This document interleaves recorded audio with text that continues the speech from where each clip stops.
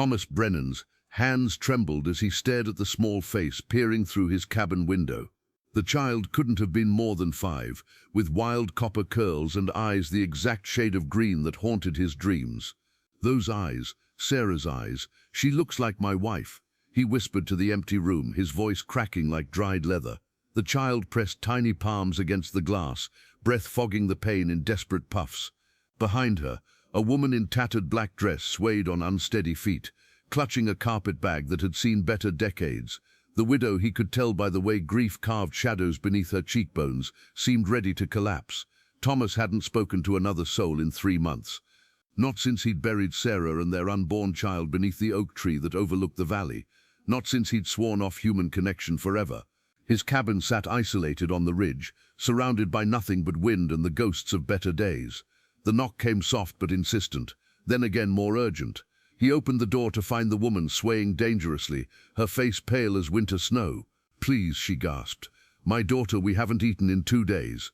The child, the impossible child with Sarah's face, stepped forward and wrapped her small arms around his leg, clinging with the desperation of someone who'd learned too young that adults disappeared without warning.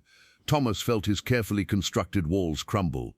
The child looked up at him with complete trust, and for a moment, time folded backward. He saw Sarah laughing in their kitchen, her hand resting on her rounded belly, talking about the daughter they'd have someday.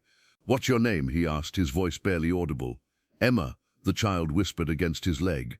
The same name they'd chosen, the same name carved on the tiny headstone next to Sarah's grave. The woman collapsed. Thomas caught the woman before she hit the ground, her body light as autumn leaves. Inside his cabin, he laid her on his bed while Emma stood frozen by the door, watching with ancient eyes that belonged on no child's face. "Your mama's just tired," he said softly, though he recognized the signs of starvation, the grey pallor of someone who'd been running on empty for too long. Emma nodded solemnly. "Mama says we're going to California, says Papa's waiting there." Her small voice carried the careful pronunciation of a child repeating words she didn't fully understand. Thomas's chest tightened. He'd heard those stories before, desperate lies parents told children to keep hope alive during impossible journeys. While the woman, Mary, she'd mumbled through fevered lips, drifted in and out of consciousness. Thomas faced a choice that cut deeper than any bullet. He'd sworn never to let anyone close again, never to risk the agony of loss. His isolation was armor, and these strangers were asking him to remove it. But Emma's resemblance to Sarah felt like providence or punishment. He couldn't decide which. He made soup from his dwindling supplies, watching Emma devour it with the focused intensity of genuine hunger. She ate like someone who'd learned not to waste a single drop. "How long since you've had a proper meal?" he asked. "Long time," Emma said simply. That evening, as Mary's fever broke and Emma curled beside him by the fire, Thomas caught himself humming the lullaby he'd planned to sing to his own daughter. Emma's breathing steadied, and for the first time in months, the cabin didn't feel like a tomb. But as dawn approached, he spotted dust clouds on the horizon, riders moving fast, heading straight for his ridge. Someone was looking for them. The hoofbeats thundered closer, and Thomas counted at least 6 horses. Mary struggled to sit up, panic flooding her eyes as she recognized the sound. "They found us," she whispered, clutching Emma protectively. "I stole her." The words hit Thomas like a physical blow. "What?" "My husband's brother. After the funeral, he said Emma belonged to his family now, said I had no claim." Mary's voice shook with rage and desperation. "He was going to sell her to pay gambling debts. I wouldn't let that happen." Thomas peered through the window. The lead rider wore a sheriff's badge, but the men flanked around him looked more like hired guns than lawmen. Their intentions wrote themselves in the hard lines of their faces. "Thomas Brennan," the sheriff's voice carried across the yard. "We know you got stolen property in there. Send out the woman and child and we'll be on our way." Stolen property. They talked about Emma like she was livestock. Thomas felt something dark and familiar rise in his chest, the same cold rage that had made him deadly during his rangering days, before Sarah had gentled him into something resembling peace. "They'll kill me," Mary breathed. "And Emma, God knows what they'll do to her."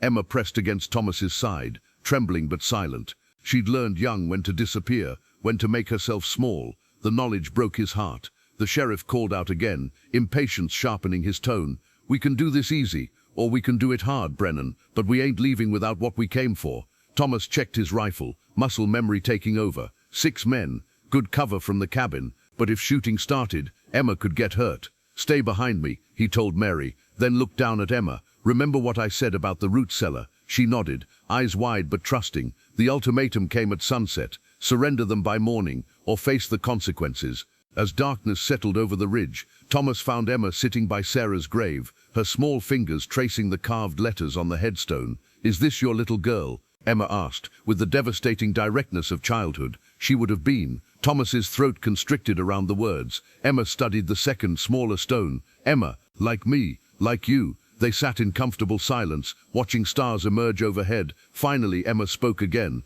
"Mama cries at night. She thinks I don't hear, but I do." Thomas understood that particular grief, the kind that carved hollow spaces inside you, places where love used to live. "Your mama loves you very much. Will those men hurt her?" The question hung between them like smoke. Thomas had killed before in service to justice and survival, but always for strangers, always at a distance. This felt different, personal. "Not if I can help it." Emma reached into her small pocket and withdrew a tarnished locket. Inside was a tiny daguerreotype, a young woman who looked startlingly like Sarah, holding a baby with copper curls. "Mama gave this to me, said it's all I have left of who I really am." Thomas's vision blurred. Sarah would have loved this child, would have opened their home without question. She would have faced down an army to protect Emma's right to choose her own fate. "You know what your mama would say?" he asked softly. Emma shook her head. "She'd say some things are worth fighting for, and some people are worth protecting, no matter the cost." As they walked back toward the cabin, Emma slipped her small hand into his weathered palm. The gesture was simple, trusting, and absolutely devastating. Inside, Mary waited with haunted eyes.